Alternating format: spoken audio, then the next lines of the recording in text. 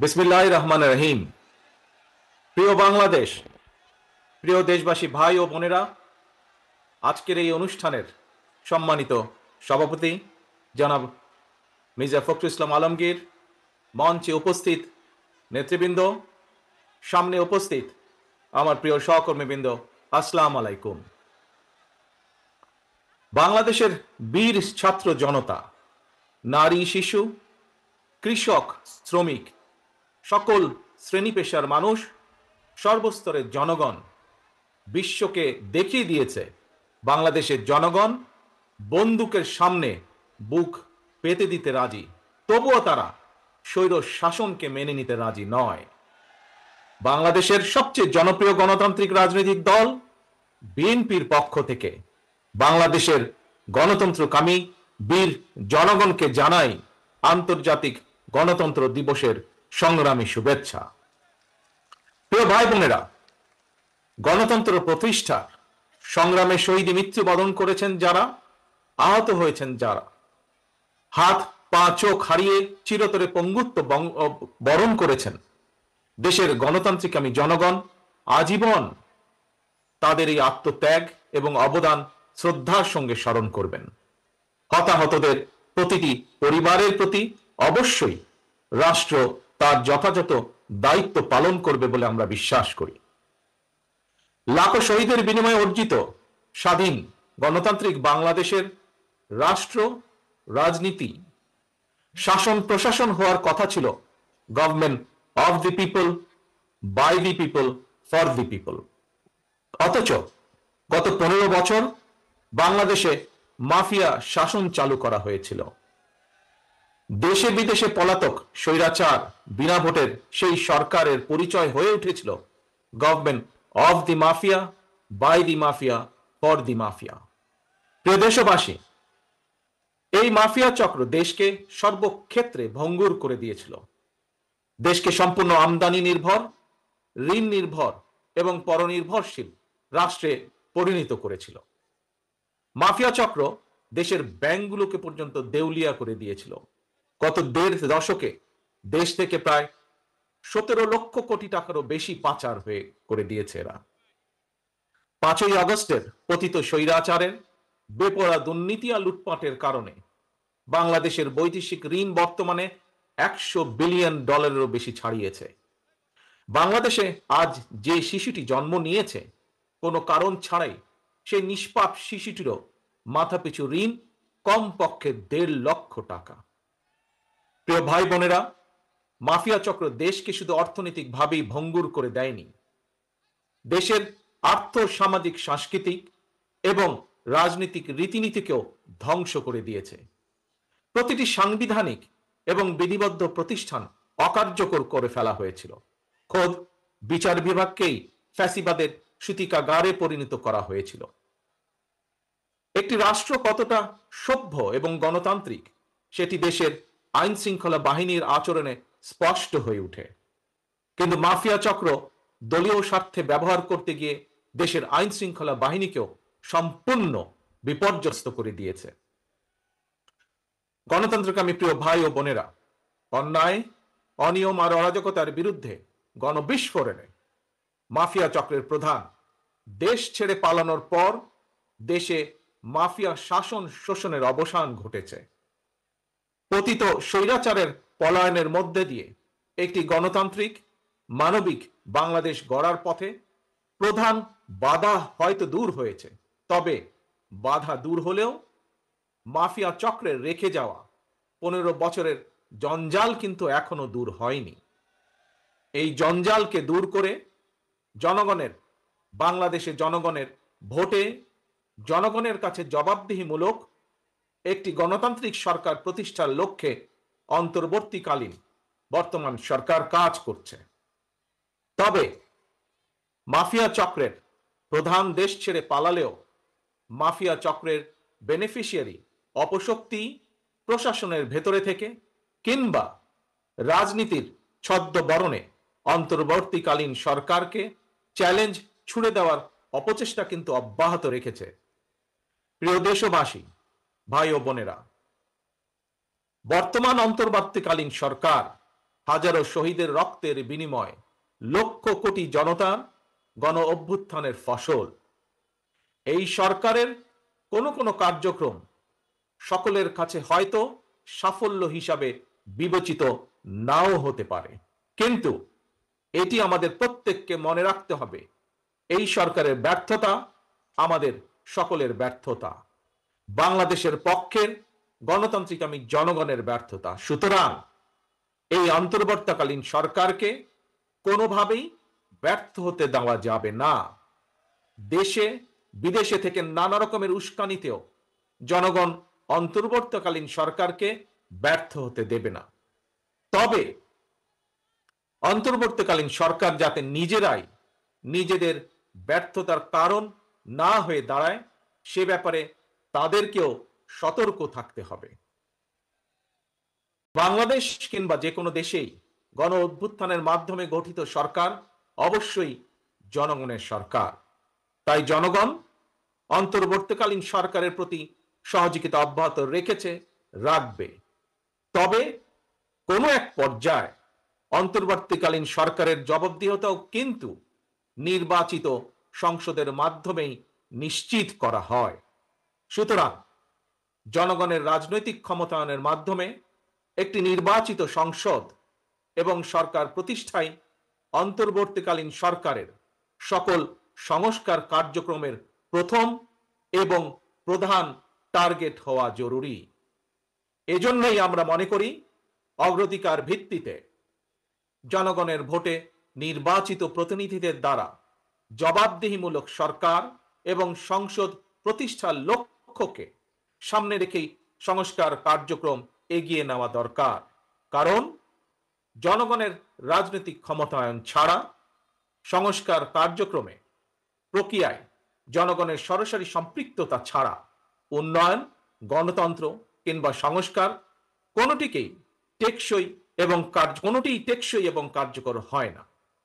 একটি অবাধ, সুষ্ঠু এবং নিরপেক্ষ নির্বাচনের মাধ্যমে প্রতিটি ভোটারের ভোট প্রদানের অধিকার নিশ্চিত করে ভোটারদের কাঙ্ক্ষিত প্রতিনিধি নির্বাচন করার অধিকার প্রতিষ্ঠার মাধ্যমেই জনগণের রাজনৈতিক ক্ষমতায়ন নিশ্চিত করা সম্ভব।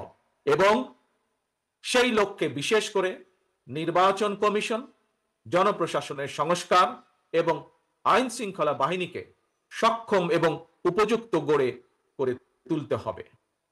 অগ্রাধিকার ভিত্তিতে পদক্ষেপ নিতে হবে। অন্তর্বর্তীকালীন সরকার ইতিমধ্যেই বেশ কিছু ক্ষেত্রে সংস্কার কার্যক্রম হাতে নিয়েছে। তবে আমরা মনে করি অন্তর্বর্তীকালীন সরকার এজেন্ডা সেটিং এর ক্ষেত্রে অগ্রাধিকার ভিত্তি নির্ধারণ করতে না পারলে গণ অভ্যুত্থানের সাফল্য ব্যাহত করতে ষড়যন্ত্রকারী নানা চক্র সুযোগ গ্রহণ করতে পারে এবং এরই ভিতর এর কিছু কিছু আলামত আমরা দেখতে পাচ্ছি। প্রিয় দেশবাসী, এবারের গণ অভ্যুত্থানের চরিত্র অতীতের যে কোনো গণ অভ্যুত্থানের চেয়ে ব্যতিক্রম। কেন ব্যতিক্রম? কারণ পলাতক স্বৈরাচারের অবৈধ শাসনকালে সকল গণতান্ত্রিক অধিকার, মানবাধিকার হারিয়ে জনগণ পরাধীনতার শৃঙ্খলে আবদ্ধ হয়ে পড়েছিল। এমনকি হুমকির সম্মুখীন ছিল দেশের স্বাধীনতা ও সার্বভৌমত্ব। তাই এবারের গণ অভ্যুত্থানের মধ্যে দিয়ে কেবল মানুষের অধিকারই প্রতিষ্ঠিত হয়নি, দেশের স্বাধীনতা, সার্বভৌমত্ব রক্ষা পেয়েছে। দেশ এবং জনগণ এখন স্বাধীন। গুম, খুন, অপহরণ আর বিভীষিকাময় আয়নাঘরের আতঙ্ক মুক্ত। স্বাধীনতা, সার্বভৌমত্ব রক্ষার পর এবার দেশ এবং জনগণের স্বাধীনতা সুরক্ষায় প্রথম কাজ হতে হবে রাষ্ট্র এবং সমাজে মানুষের গণতান্ত্রিক অধিকার এবং লুণ্ঠিত ভোটের অধিকারকে পুনঃপ্রতিষ্ঠিত করা। তাই প্রিয় ভাই ও বোনেরা, দেশে বর্তমানে প্রায় 12.5 কোটি ভোটার। এর মধ্যে 2009 সাল থেকে এ পর্যন্ত ভোটার তালিকায় প্রায় 2.5 কোটিরও বেশি নতুন ভোটার সংযুক্ত হয়েছেন। ভোটার হবার পর তরুণ প্রজন্মের এই 2.5 কোটিরও বেশি ভোটার একটিও জাতীয় নির্বাচনে ভোট দেবার সুযোগ পায়নি। ভোট দিয়ে তারা তাদের কাঙ্ক্ষিত জনপ্রতিনিধি নির্বাচন করতে পারেনি, অথবা তাদের নিজেরাও কেউ ভোটে নির্বাচিত হয়ে জনগণের প্রতিনিধিত্ব করার সুযোগ পায়নি। বিএনপি বিশ্বাস করে, বিএনপি মনে করে দেশের জনশক্তির অর্ধেক নারী এবং তারুণ্যের এই বৃহৎ অংশকে রাজনৈতিক অংশীদারিত্বের বাইরে রেখে একটি বৈষম্যহীন মানবিক রাষ্ট্র গঠন সম্ভব নয়। সংবিধান কিংবা প্রবিধানে যাই থাকুক, জনগণের রাজনৈতিক এবং অর্থনৈতিক ক্ষমতা নিশ্চিত করা না গেলে, সংস্কার প্রক্রিয়ায় জনগণকে সম্পৃক্ত করা না গেলে, শেষ পর্যন্ত কোনো সংস্কার কার্যক্রমেরই কার্যকরী ফল পাওয়া যাবে না।